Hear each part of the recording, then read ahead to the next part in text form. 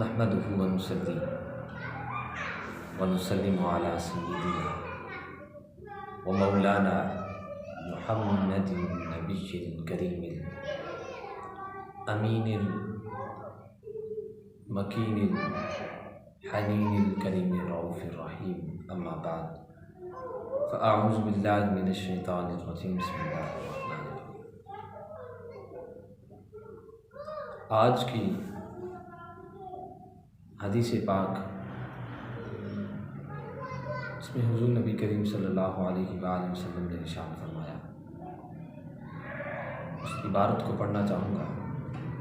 عن ابی ہریرہ رضی اللہ تعالی عنہ قال قال رسول اللہ صلی اللہ علیہ وآلہ وسلم الایمان بضع وسبعون شعبہ فأفضلها قول لا الہ الا اللہ وأدناها إماطة الأذى عن الطريق والحیاء شعبۃ من الایمان۔ حضرت ابو ہریرہ رضی اللہ تعالیٰ عنہ آپ سے روایت ہے کہ حضور نبی کریم صلی اللہ علیہ وآلہ وسلم نے ارشاد فرمایا، ایمان کی 70 سے زائد شاخیں ہیں،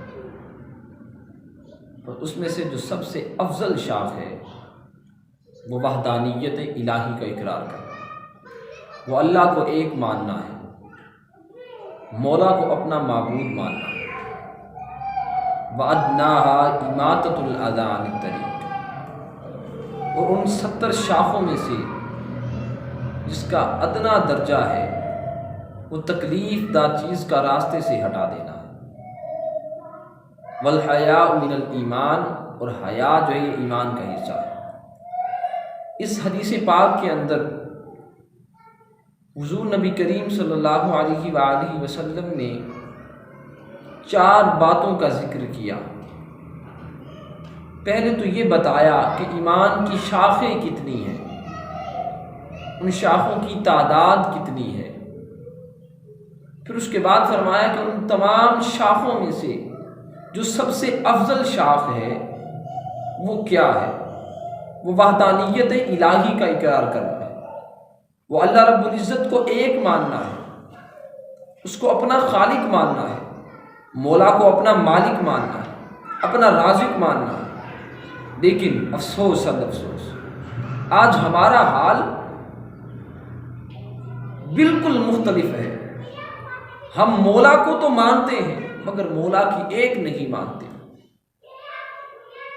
ہم نماز کے اندر تو یہ کہتے ہیں ایاک نعبد و ایاک نستعین، کہ مولا ہم تیری ہی عبادت کرتے ہیں، تجھ ہی سے مدد چاہتے ہیں، مگر باہر جا کر دکان کے اوپر ہم وہی نمازی ہوتا ہے، وہی مسلمان ہوتا ہے جو دودھ کے اندر ملاوٹ کر رہا ہوتا ہے، وہی انسان ہوتا ہے جو بات اپنے دوسرے مسلمان بھائی کو دھوکہ دے رہا ہوتا ہے، اپنے دوسرے مسلمان بھائی کا نقصان کر رہا ہوتا ہے۔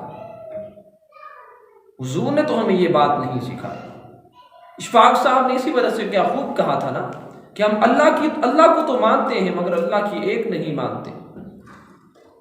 اور حضور نبی کریم صلی اللہ علیہ وآلہ وسلم نے ارشاد فرمایا اب دوسری بات کہ تکلیف دہ چیز کا راستے سے ہٹا دینا، یہ ہمارے ایمان کے اندر شامل ہے۔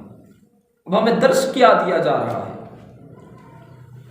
ہمیں درس یہ دیا جا رہا ہے کہ دوسرے مسلمان کے لیے، دوسرے مسلمان بھائی کے لیے خیر خواہ بن جاؤ۔ اگر آپ اس بات کے اندر غور کریں، اس حدیث کے اندر غور کریں، تو یہ نہیں کہا گیا کہ تکلیف دہ چیز جو ہے وہ صرف مسلمان کے لیے اس کو ہٹانا ہے، مطلقاً بات کی گئی ہے اب راستے سے ایمان والا بھی گزرے گا، اب اس راستے سے اس شخص نے بھی گزرنا ہے جو مولا کو بھی نہیں مانتا۔ تو اسلام جو دوسروں کے حقوق کا اتنا خیال رکھتا ہے، دوسروں کا اتنا خیال رکھتا ہے، تو مسلمان کو اس نے کتنے حقوق ادا کیے، کتنے حق، کتنے حقوق اللہ نے مسلمانوں کے ایک دوسرے کے اوپر رکھ دیے۔ اور حضور نے فرمایا والحیاء شعبۃ من الایمان، اور حیا جو ہے یہ ایمان کا حصہ ہے، حیا یہ ایمان کا حصہ ہے، یعنی کہ جس شخص کے اندر حیا ہوگا اس کے اندر ایمان ہوگا۔ ایمان اور حیا یہ دونوں لازم و ملزوم ہیں۔ ایمان ہوگا تو حیا ہوگا، حیا ہوگا تو ایمان ہوگا۔ اگر حیا نہیں ہے تو یہ آپ کے اندر ایمان نہیں ہے۔ میں دعا گو ہوں کہ اللہ پاک ہمیں اس حدیث پاک پر عمل پیرا ہونے کی توفیق عطا فرمائے اور اپنے مسلمان بھائیوں کا خیال رکھنے کی توفیق عطا فرمائے۔